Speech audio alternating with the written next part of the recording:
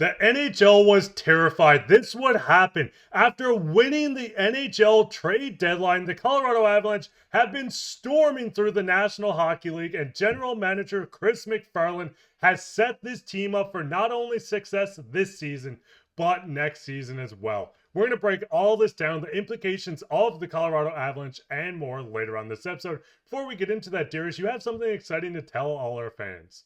Yeah, we have a very exciting announcement on the channel, and that is that we're kicking off a March Madness bracket for the channel. We've partnered with the Hot Takes app and other digest channels for this event, and it's completely free to sign up. Just download the Hot Takes app, click the March Madness banner at the top, and under groups, select the Digest Media Pool. This is really exciting as there's over $25,000 in prizes to be won. And since there's a much smaller pool and people participating, there's a real chance to win big. Check out the link below in the pinned comment and the description, or scan the QR code on your screen right now to download the app. And be sure to use promo code DIGEST. That is cap sensitive, so DIGEST in all caps to get exclusive perks when you do sign up. The main event round starts on March 16th. And if you do have any trouble signing into your account or making an account, there is an email in the description. You can reach out to us and we'll help you set up your account. But a special shout out and thank you to Hot Takes for partnering with us on this. And we look forward to seeing everyone and your March Madness brackets. And with that, Darius, we got to get straight into this episode. And that's the fact that the Colorado Avalanche have been terrifying the NHL. I mean, looking at the standings, they finally jump into a playoff spot and not a wild card spot, taking the spot from the Minnesota Wild and being 8-2 in their last 10 games. I mean, looking at their last 6 games, which is just after and a bit before the NHL trade deadline, they have been smacking teams 3-0, 7-4, 7-3. 4-1, 5-2, and 5-1. I mean, Darius, looking at how the Avalanche have been playing since the trade deadline, is this a team that, in your eyes, is going to win or has a very good chance to win another Stanley Cup? Well, it wasn't looking like that earlier this season for me, especially with the goaltending, which we'll get to later in the video. But now it is. It really is. I mean, they look like they could be dominant at this point. And they completely refigured or retooled, whatever word you want to use, their center depth at the trade deadline. They got rid of Casey Middlestat. They bring in Charlie Coyle. You bring in Brock Nelson. That is a very formidable three-headed monster. And not to mention Jack Drury down there on the fourth line that you got in return for Mikko Rantanen. So some tidy business this season for the Colorado Avalanche. They look pretty good. And we've gotten a taste of that after the trade deadline. Not just that, Val Nichushkin is back too and wrecking shop. He looks great as well. So they got a pretty good team. Once again, they have the depth. I think they can probably go on a run. They have the goaltending. The retool that they did in season this year is historic. I think we're going to be looking back on this and what other teams can do in future seasons. But Mark, I don't know how you feel about it. And if you think they can win a Stanley Cup, but I'm pretty much all in with this team at this point. I think they could win a Stanley Cup. Actually, I think it's very likely at this point. And the biggest thing is looking at the team in the past 6 games, Nathan Mackinnon has gone nuclear. 15 points in the last 6 games, getting his 1,000th point. Cale Makar continues to dominate and look like the best defenseman in the NHL in the past 10 years. You can pause this, you can read through. Everyone on this list has been contributing to this team. And like you said, the additions at the deadline and even more, not even the deadline, this is a team that added so much. I mean, Brock Nelson has came in and stationed down on that second line, looking incredible. Charlie Coyle fills out that third line a lot, adding a big body that has 15 goals. But I mean, looking at Nelson, a 20 goal scorer, someone that can fill the top line so easily, or second line, I should say. Charlie Coyle, as I said, 15 goals. This is a team that's looking poised to win. I mean, we've seen them win a Stanley Cup. They went out, added more. And I mean, not even at deadline, Mackenzie Blackwood is looking like a steal. They added the extra wood in Scott Wedgwood as well, which we will touch on later. But I mean, just looking at the line series, I know this was a team that at one point had Mikko Rantanen, but do you think Chris MacFarland almost had the tidiest NHL season so far as the general manager, just filling out every single line and the defensive appearance and everything in between?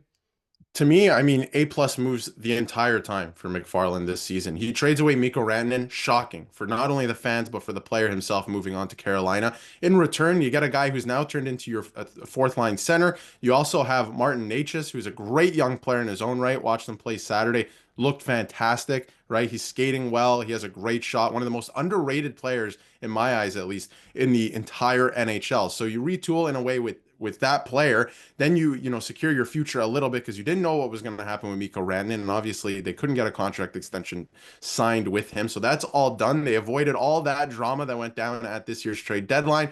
And then when you look at the rest of the lineup, I mean, oh my goodness. Like, again, retooling with the center depth. You got Brock Nelson, which could be a question mark after this season, but that doesn't matter because you're going for the Stanley Cup right now. Charlie Coyle is the perfect third line center on any team, like stereotypical, exactly what you want as a third line center. Enough has been said about the defense. We don't even have to get into that. The goaltending has been fantastic. We touched on him just a little bit, but Nathan MacKinnon is having an otherworldly season this year. He just got his 1,000th point in the NHL. Connor McDavid is the best player in the NHL. That's for sure, right? I think we can all agree on that. But the team that they built around him is not good enough. This is scary because Nathan MacKinnon is arguably the second best player in the NHL, and they've built a very scary team around him. So I'm looking for this team to win the Stanley Cup this year. And the biggest thing is looking at MacKinnon almost firing at 2 points per game. There's nothing stopping this team offensively in the NHL. Nathan MacKinnon's been dominating. Cale Makar is looking like he can win another Norris with Quinn Hughes. Going down with an injury, Necas has been awesome. And adding him to that top line is by far the fastest line in the NHL. And one of the fastest in history, if you ask me. But Chris MacFarland did an awesome job adding the forwards. We've seen him pick up a few defensemen around the deadline as well. But that's not touching on the massive upgrade on goaltending. Now, looking at it, he did take a bit of a chance with Mackenzie Blackwood. I thought Blackwood was awesome with the Sharks. But coming in, he has been dominating, going 18-7-2. With this Avs team, a .917 save percentage, and he wanted to get the wood pile going even more, picking up Scott Wedge with a .922 for an unproven young goaltender. I mean, looking at this, if they did not go out, upgrade the goaltending position, if they still had Forgiev, listen, Gorgiev had his time to shine, but he did not capitalize on it. If they didn't upgrade the goaltending situation, do you think maybe we wouldn't even have this conversation at this moment? Not a chance. It's a domino effect. If they did not go out and trade for both goaltenders, which has never been done before, or it's been a long time at least in season that you retool your goaltending completely. But if they didn't go out and do that, and not only just go out and do that, if they did that and it didn't work out, they don't make these trades at the deadline because you cannot win if your goaltending is not there. Everything goes through your goaltender.